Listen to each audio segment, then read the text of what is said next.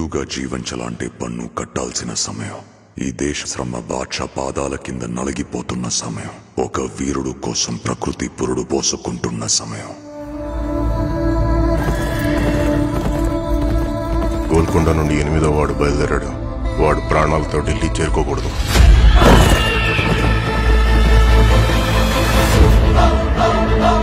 ఇది నేను రాసే చరిత్ర. సింహాసనమా, మరణ శాసనమా? ఈ భూమి మీద ఉన్నది ఒక్కటే కోహినూర్. దాన్ని కొట్టి తీసుకురావడానికి తిరుగులేని రామబాణం కావాలి.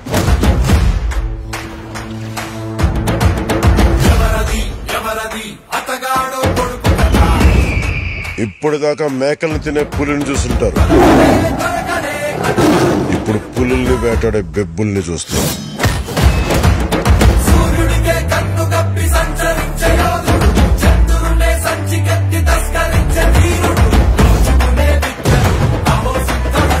సర్దుకోలేకపోతున్నాను, సాయం చేస్తావా? దశమి రోజు పంచమని విడిపించాలన్నమాట. నేను రావాలని చాలా మంది దేవుడికి దండం పెట్టుకుంటా ఉంటారు, కానీ నేను రాకూడదని మీరు చూస్తున్నారు. వినాలి,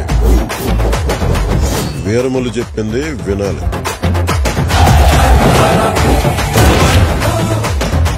నువ్వు మా వెర్రివిస్తున్న మావయ్యవు కదూ.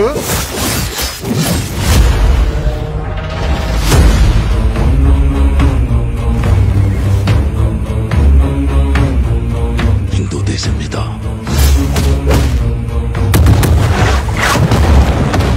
పవిత్రమైన మన జెండా గర్వంగా ఎగరాలి.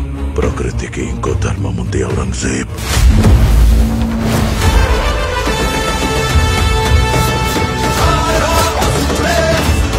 ఇది క్రూర మృగాలు తిరిగే చోటు.